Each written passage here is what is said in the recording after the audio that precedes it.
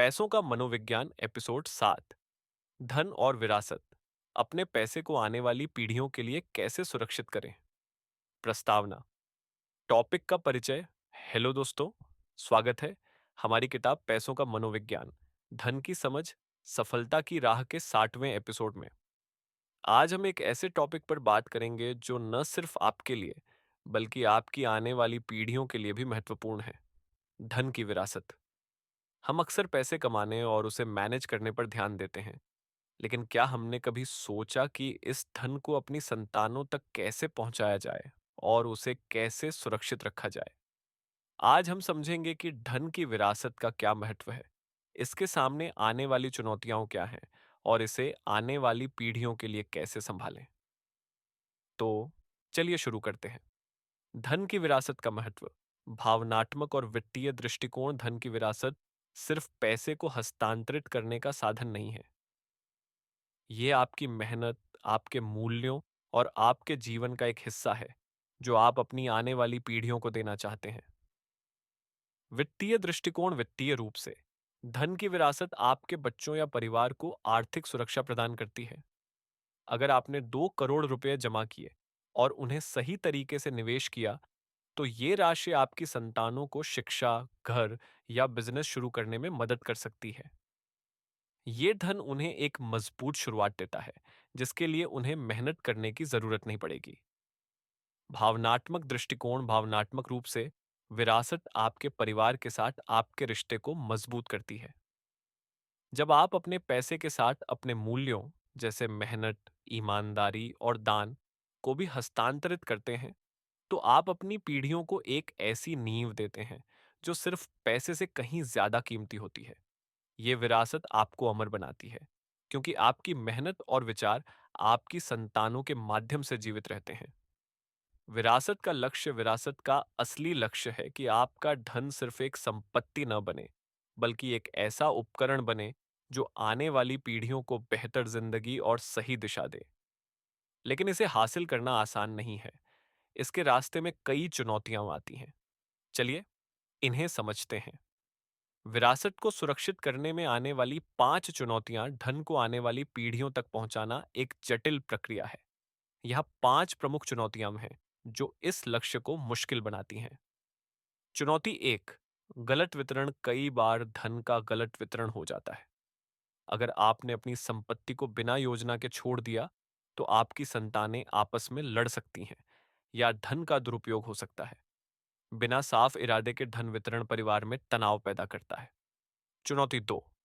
करों का बोझ। भारत में संपत्ति पर विरासत कर, इनहेरिटेंस टैक्स, अभी लागू नहीं है, लेकिन अन्य कर जैसे कैपिटल गेन्स टैक्स या प्रॉपर्टी ट्रांसफर टैक्स धन को कम कर सकते हैं। अगर आपने करों की योजना नहीं बनाई, तो आपकी संतानों को कम धन मिलेगा। चुनौती 3। संतानों की तैयारी की कमी। कई बार संतानें धन को मैनेज करने के लिए तैयार नहीं होती। अगर वे वित्तीय शिक्षा या जिम्मेदारी से दूर हैं, तो वे विरासत को बर्बाद कर सकते हैं, जैसे उसे जल्दी खर्च कर देना या गलत निवेश में लगा देना। चुनौती 4। कानूनी जटिलताएं। धन को सुरक्षित करने के लिए वसीयत या ट्रस्ट बनाना जरूरी है, लेकिन कानूनी प्रक्रियाएं जटिल होती हैं। अगर आपने सही कानूनी कदम नहीं उठाए, तो आपकी संपत्ति को विवाद में फंसने का खतरा हो सकता है। चुनौती 5। भावनात्मक जुड़ाव। हम अपने धन के साथ भावनात्मक रूप से जुड़े होते हैं। हमें लगता है कि इसे किसी और को देना हमारी मेहनत का अपमान है।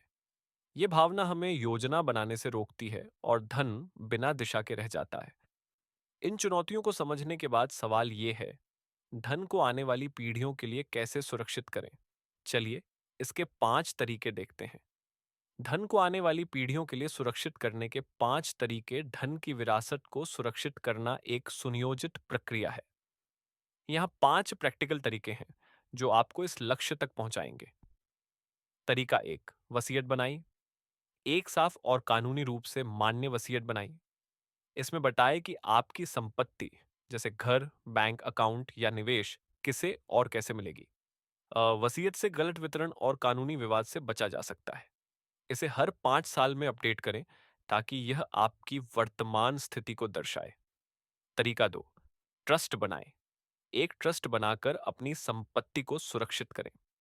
ट्रस्ट आपके बच्चों के लिए एक फंड मैनेजर नियुक्त करता है जो धन को उनकी जरूरत और उम्र के हिसाब से देता है।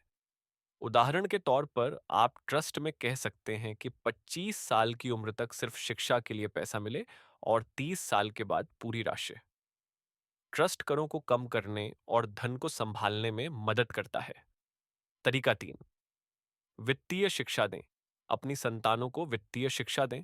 उन्हें सिखाएं कि पैसे को कैसे बचाना है, कैसे निवेश करना है और कैसे खर्च करना है। हर साल उनके साथ फाइनेंशियल प्लानिंग की बात करें और उन्हें छोटे छोटे निवेश सिखाएं। यह शिक्षा उन्हें विरासत को बर्बाद करने से रोकेगी। तरीका 4, करों की योजना बनाएं। अपने धन पर लागू होने वाले करों की योजना बनाएं। जैसे, अगर आप प्रॉपर्टी ट्रांसफर कर रहे हैं तो स्टैम्प ड्यूटी और रजिस्ट्रेशन फीस को ध्यान में रखें। एक चार्टर्ड अकाउंटेंट से सलाह लें ताकि आप करों को कम कर सकें और ज्यादा धन अपनी संतानों तक पहुंचा सकें। तरीका 5, मूल्यों के साथ विरासत दें। अपने पैसे के साथ अपने मूल्यों को भी हस्तांतरित करें।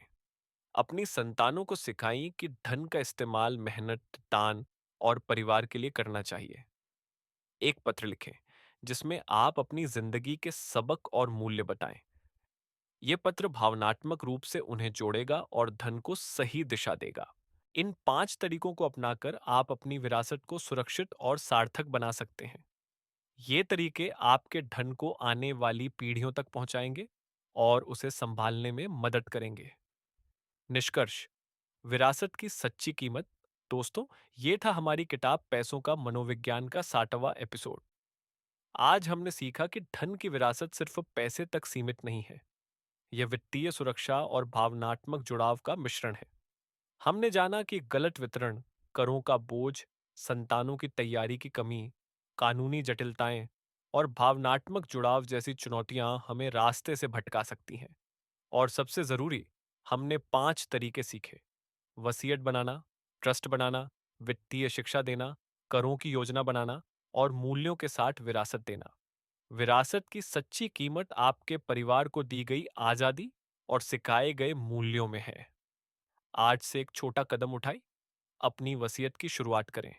अगले एपिसोड में हम बात करेंगे धन और संतुलन, पैसे के साथ खुशहाल जिंदगी कैसे जिए।